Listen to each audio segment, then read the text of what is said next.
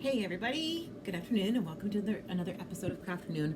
I am here, but I need you to see my countertop because today we're not doing a craft, but we're doing an activity, something that you can play with. So because we're going to be working in the kitchen, you should wash your hands. We're not making something that you're going to eat, but you're touching utensils and ingredients that people use for cooking. So give your hands a good wash.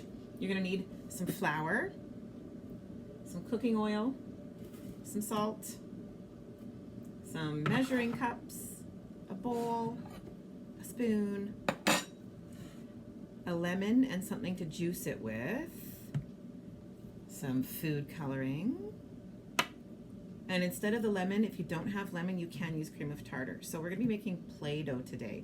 I'm going to talk through the recipe as I make it, and I'm also going to list the ingredients in the description of this video so you guys can have a look at that to figure out exactly what you need. So this is just going to make a small batch. I'm not going to make a big giant batch of Play-Doh today.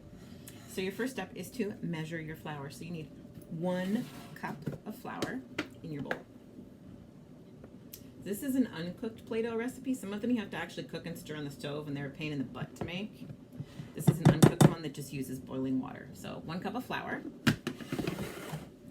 And you need 1/4 cup of salt.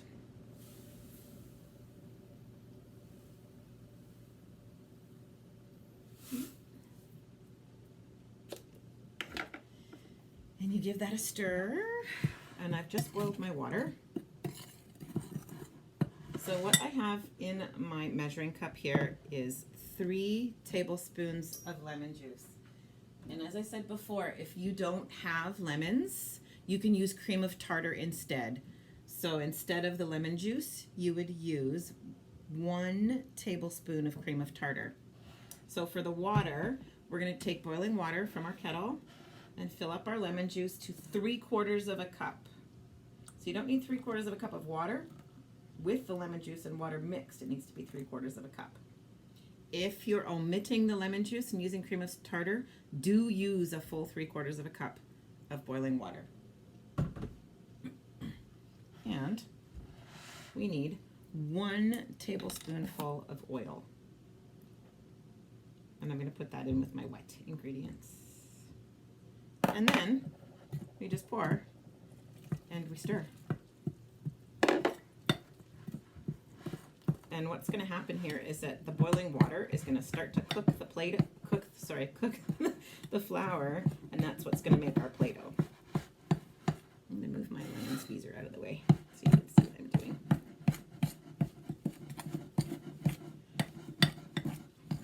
Stir, stir, stir. It's going to be quite hot, but just keep on stirring the best that you can. Oh, I lost some. It's really quite easy to do if you're doing an uncooked Play-Doh recipe. It's a simple thing to whip up, and it's hours of fun. I don't care if you're 3, 13, 30, or 97. Play-Doh is so much fun.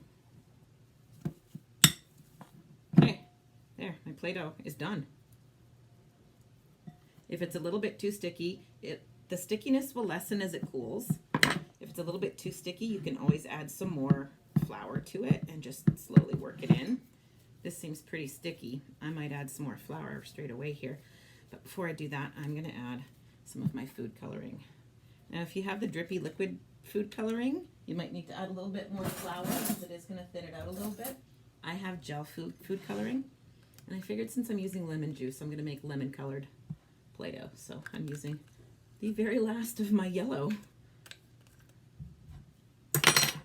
And just work that in. If you're using gel food coloring, you probably will end up with yellow hands. Ooh, see, it's not sticking to the table. And just work it. It's warm, but it's not hot, surprisingly enough, for the boiling water that we put in it. And just keep working it until it's nice and smooth.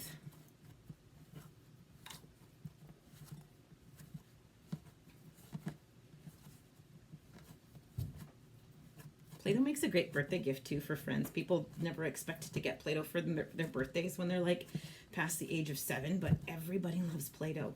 Make up a batch of homemade Play-Doh, throw it in a Ziploc bag, and drop it off at a friend's house for a doorstop delivery for their birthday.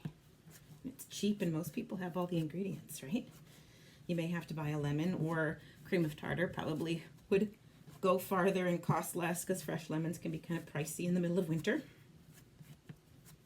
There, and we have nice, beautiful, soft, not sticky Play-Doh in like under what? This video is 5 minutes long. You can make Play-Doh in 5 minutes. Thanks guys for joining me for Crafternoon. Like I said, have a look at the description of the video down below. That's where I will list all of the ingredients that you need and the steps that you need to do in order to make Play-Doh. Have a great day. Bye.